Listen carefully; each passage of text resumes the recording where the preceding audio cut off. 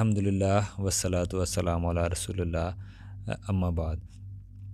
एहराम के अहकाम हम देख रहे हैं कि एहराम कब बांधना है और इसकी कोई ख़ास शक्ल नहीं है बांधने की, कोई भी जिस तरह भी आसानी हो।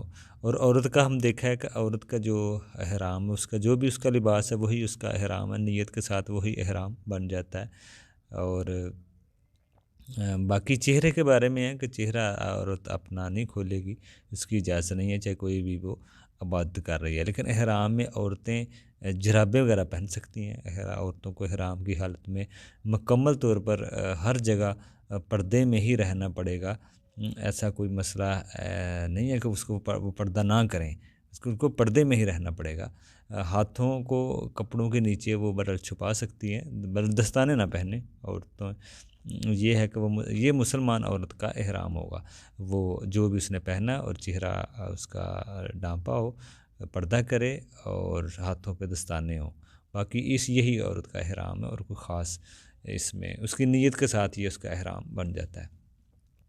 बाकी ये एहराम बंदे ने कहाँ से बांधना है, जहाँ से मर्ज़ी पहन ले, आसानी हो अपने घर से पहन ले, गुस्ल करे, बेहतर यही है मुस्तहब गुस्ल करे, गुस्ल करके वो अपना वज़ू करके अपना एहराम बांध ले। अब पाबंदियाँ शुरू नहीं होंगी, पाबंदियाँ तलबिया तो फिर मिकात पे जाके करेगी औरतें और मर्द, लेकिन पहनने में कोई मसला नहीं है। औरत जहाँ से भी चलेगी वहाँ से वो नीयत कर लेगी अपनी, वही समझेगी कि मैं यही मेरा एहराम है और मिकात पे वो एहराम बन जाएगा उसका। बाकी मर्ज़ी मर्दों की, जैसे घर में पहन ले, एयरपोर्ट पे पहन लें एहराम की चादरें, या वो जहाज़ में पहन, जहाँ उसको आसानी हो, लेकिन मिकात से पहले पहले ही उसने ये बांधना है, मिकात से क्रॉस ना करे। ये रुकन है समझ लें हज उम्रे का। वो अब और वो अपने घर में पहन लें, ये भी है, एयरपोर्ट पर पहन लें, हवाई जहाज़ में पहन लें, ये बात हो चुकी है। मिकात से बरल पहले पहले एहराम की हालत में हो बंदा। दूसरी बात, चादरें बांधने से एहराम नहीं होता। बाद लोग समझ लें कि हमने चादरें बांध ली हैं, एहराम बन गया है। देखिए अभी तो सिर्फ चादरें बनी, एहराम बनेगा जब आप इबादत में दाखिल होंगे, फिर जब पाबंदियाँ शुरू होंगी, फिर वो एहराम बनता है नीयत के साथ। आपकी नीयत होती है, फिर बांधने से एहराम नहीं बनता, फिर पाबंदियाँ नहीं अभी बनती। बाद लोग जहाँ से बांध रहे हैं वहाँ से पाबंदियाँ शुरू हो जाएंगी, नहीं। इन चादरों ने एहराम उसी वक्त बनना है जब आप मिकात पर पहुँच जाएंगे, ठीक है ना। जैसे पाकिस्तान से जो जाने वाले लोग हैं उनका मिकात समझ लें ये लमलम है, ठीक है ना। ये समझ लें जहाज़ में जद्दा से पहले तकरीबन 20 मिनट पहले वो मुकाम आता है, जहाँ पे ये वो अनाउंसमेंट भी होती है कि आप यहाँ पे पहुँच कर फिर आप नियत कर लेते हैं।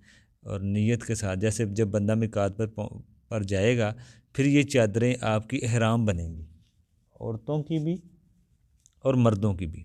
फिर ये हराम की वो पाबंदियाँ, वो सब कुछ उसी टाइम होगा जब आप मिकात पे। वैसे बांधने में मसला नहीं, आप बांध लें, गुस्ल करके आप बांध लें, बांधने के आसानी के लिए जहाँ तक पर वहाँ पर जाकर फिर आप उम्रे के अमल में दाखिल किए। कैसे होना है आपने उम्रे के अमल में, आपने कैसे दाखिल होना है। मुहर्रम ने मुहर्रम की जो चादरें हैं बांधने से पाबंदियाँ शुरू नहीं होती। जब आपने चादरें बांधी हैं तो उसी टाइम ये समझ लें आपकी पाबंदियाँ शुरू नहीं हुई, ठीक है ना, जब तक आप नीयत के साथ मिकात में दाखिल ना हो जाए। जब आप नीयत करेंगे फिर ही हम आप मिकात में दाखिल होंगे। मिकात में आप दाखिल ना हो जाएं उस वक़्त तक आप पर पाबंदियाँ कुछ भी नहीं है। मिकात पर जाकर कोई लफ्ज़ आप कहें, कहकर उम्रे की इबादत में आप दाखिल हो जाएंगे। यानी कि अगर मिकात पे आप पहुंच गए हैं तो आप ये कहेंगे लब्बैक अल्लाहुम्मा उम्रतन, लब्बैक अल्लाहुम्मा उम्रतन। यानी कि ये अल्फाज कह के आप उम्रे की इबादत में आप चले गए हैं, फिर वो सभी पाबंदियाँ आप पे शुरू हो जाएंगी, ठीक है ना। अगर हज करना हो तो वैसे असल तो यही है कि जो पाकिस्तान इंडिया से जो लोग जाते हैं वो हज तमत्तो करते हैं, ठीक है ना। अफजल हज भी यही है, अल्लाह के नबी ने तरगीब भी यही दिलाई है साहबा को, आप हज तमत्तो करें, ठीक है ना। हज तमत्तो अगर कोई उम्रा कर रहा है तो वो फिर उम्रे की नीयत कर ले, ठीक है ना।